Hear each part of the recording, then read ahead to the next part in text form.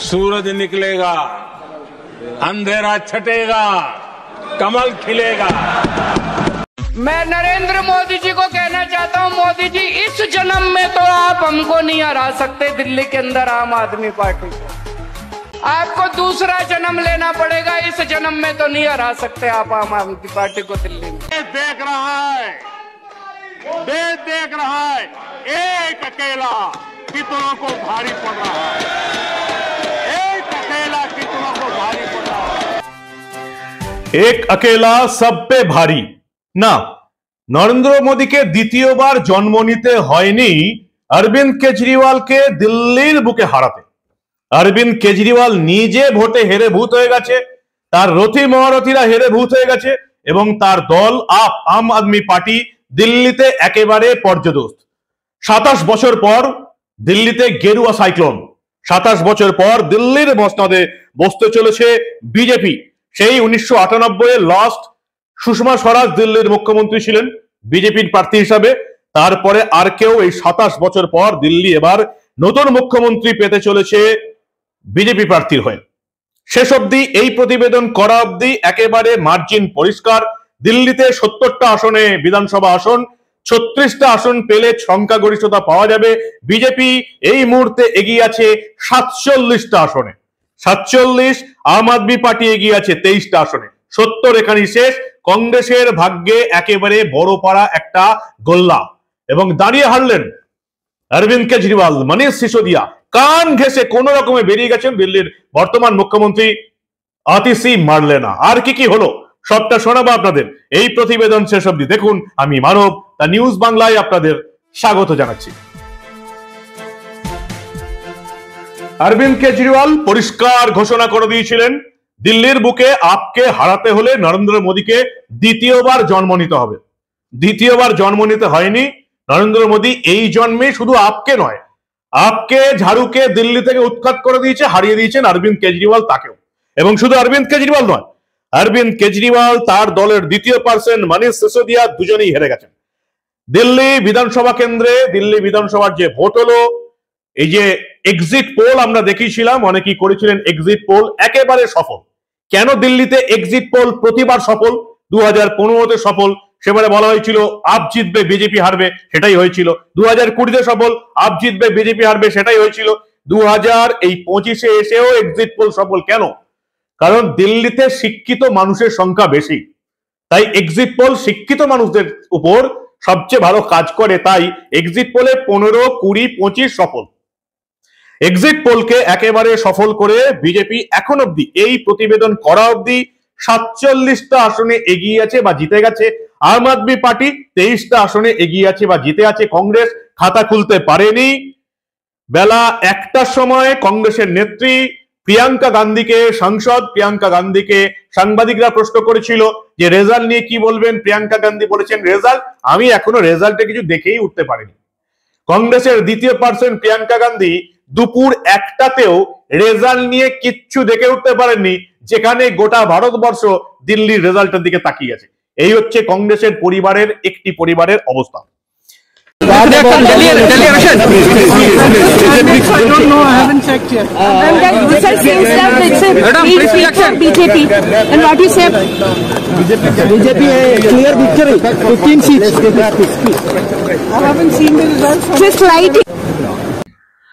নয়াদিল্লি কেন্দ্র থেকে হেরে গেলেন আপ প্রধান অরবিন্দ কেজরিওয়াল। নয়াদিল্লি কেন্দ্রে তাকে হারিয়েছেন বিজেপির প্রবেশ সিং।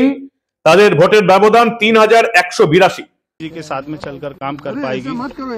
हमें उनका 10 साल से साथ नहीं मिल पा रहा था, दिल्ली में कोई काम नहीं हो पा रहा था। मगर ये जो सरकार बन रही है दिल्ली में, ये प्रधानमंत्री जी के विजन को दिल्ली में लेके आएगी।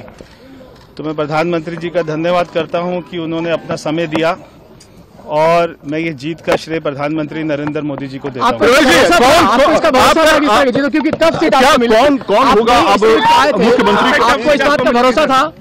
मैं दिल्ली की जनता का बहुत बहुत एक बार फिर से धन्यवाद करता हूं और ये जीत ये प्रधानमंत्री नरेंद्र मोदी जी की जीत है, ये सभी दिल्ली वासियों की जीत है। অরবিন্দ কেজরিওয়ালের প্রধান রথীও হেরে গেছেন মনীষ সিসোদিয়া। জংপুরা কেন্দ্র থেকে মনীষ সিসোদিয়া হেরে গেছেন 600 কিছু ভোটে হাড্ডাহাড্ডি লড়াই হয়েছে, এই আসনে হেরে গেছেন তিনি।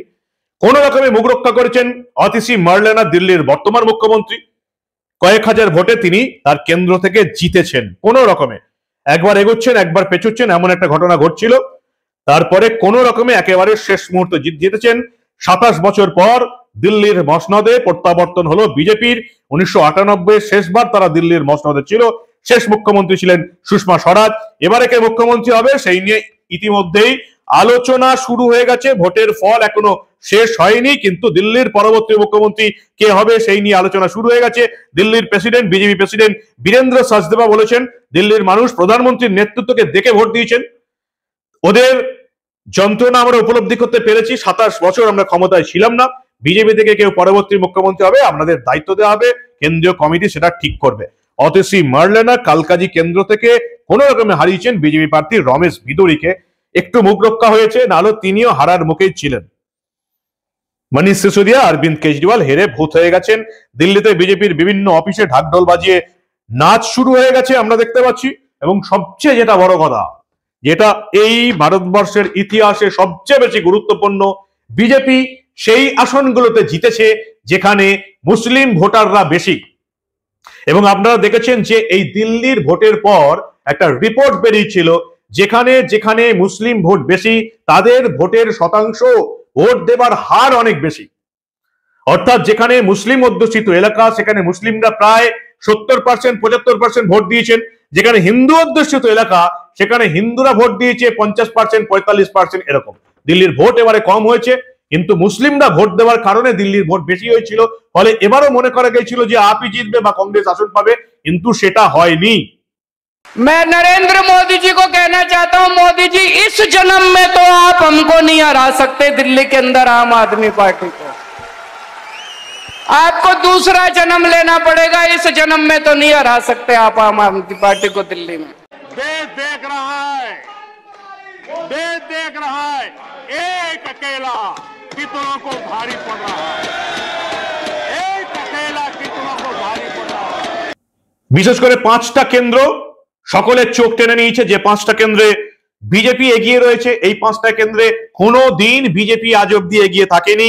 ওয়াজিপুর পুনম শর্মা এগিয়ে আছেন, তুগলকাবাদ রোহতাস কুমার এগিয়ে আছেন, ওখলা মনীষ চৌধুরী প্রায় জিতে গেছেন শুনছি, শেষ মুহূর্তের খবর, হাড্ডাহাড্ডি লড়াই চলছে। সিলামপুর অনিল কুমার শর্মা এগিয়ে আছেন, মুস্তাফাবাদ মোহন সিং বিস্ট এগিয়ে আছেন। অবিশ্বাস্য ব্যাপার, ইমামরা নিজে বলছেন আমরা বিজেপিকে ভোট দিয়েছি, সেটাও আমি আপনাদের দেখিয়েছি। কি হলো দিল্লিতে? এবং সবচেয়ে যেটা বড় ইস্যু, যেটা জানা যাচ্ছে, রাজনৈতিক ব্যক্তিরা যেটা বলছেন যে দিল্লি ভোটের আগেও একটা বিজেপি বনাম আরএসএস একটা ইস্যু ছিল, মোহন ভাগবত বনাম নরেন্দ্র মোদী নিজেদের মধ্যে একটা ইস্যু ছিল। কিন্তু দিল্লি ভোটের আগে দিল্লির তাক দখল করতে, দিল্লির মসনদ দখল করতে বিজেপির নেতা কর্মীরা যতটা ঝাঁপিয়ে পড়েছিলেন, ঠিক সেভাবেই, যে খবরটা অনেকেই জানে না, ঠিক সেভাবেই আরএসএস এর যারা কর্মী আছেন তারাও কিন্তু এই ভোটে বিজেপিকে সাপোর্ট করতে তারা কিন্তু বাড়ি বাড়ি ঘুরেছেন। ফলে এই দিল্লির ভোটে বিজেপি কর্মী সমর্থকদের যত বড় ভূমিকা রয়েছে, আরএসএস রাষ্ট্রীয় স্বয়ংসেবক সংঘের ভূমিকাও ততটাই বেশি। দিল্লির রাজনৈতিক মহলে কান পাতলি বোঝা যাচ্ছে যে এবার দিল্লির মসনদে বিজেপিকে আনতে, পরিবর্তন করতে আরএসএস সবচেয়ে বড় একটা ভূমিকা নিয়েছিল। এবং এখন সেই প্রশ্নটা সবচেয়ে বড় হয়ে দাঁড়িয়েছে এই পশ্চিমবঙ্গে, যে এই পশ্চিমবঙ্গেও অসম, ওড়িশা, দিল্লির মতন পরিবর্তন আনতে বিজেপির পাশাপাশি আরএসএস, মোহন ভাগবত কতটা এখানে এই পরিবর্তন আনতে সাহায্য করেন, কতটা উদ্যোগ নেন, সেটাই এখন দেখার। মোহন ভাগবত 11 দিনের পশ্চিমবঙ্গ সফরে আসছেন, আপনারা জানেন। তাকে নিশ্চয়ই সাংবাদিকরা বা আরএসএস এর তরফ থেকে এই প্রশ্নটা করা হবে যে এবারে বাংলার পরিবর্তন নিয়ে আরএসএস কি ভূমিকা পালন করতে চলেছে। তারা বিভিন্ন রাজ্যে এবং এবারে আমরা দিল্লিতেও দেখলাম আরএসএস একটা বড় ভূমিকা পালন করলো পরিবর্তনের জন্য। আমরা চাইবো আরএসএস এই রাজ্য পরিবর্তনের জন্য এই ভূমিকাটা পালন করুক, এবং যে ন্যারেটিভটা রয়ে গেছে যে আরএসএস প্রধান মোহন ভাগবত মমতা বন্দ্যোপাধ্যায়কে পছন্দ করেন, এই রাজ্যে পরিবর্তন চান না, এই ন্যারেটিভ যত তাড়াতাড়ি ভাঙবে, এই দিল্লির মতন আরএসএস মাঠে নেমে লড়াই করবে পরিবর্তন করতে, বিজেপিকে জেতাতে, তত তাড়াতাড়ি এই রাজ্যের মঙ্গল। কি বলেন আপনারা? দিল্লিতে তো পট পরিবর্তন হয়ে গেল, এই বাংলায় কবে হবে? দিল্লি থেকে আপ বিদায় হলো, এই পশ্চিমবঙ্গ থেকে কবে পাপ বিদায় হবে বলতে পারবেন? আপনাদের মূল্যবান এবং গুরুত্বপূর্ণ মতামত জানান। দা নিউজ বাংলার কমেন্ট সেকশনে দেখতে থাকুন দা নিউজ বাংলা। আমরা দিল্লির নির্বাচনের এরকম আরো অনেক ঘটনা আপনাদের সামনে নিয়ে আসবো। আমরা দিল্লি নির্বাচনের কোনো ঘটনাই চেপে রাখতে দেব না।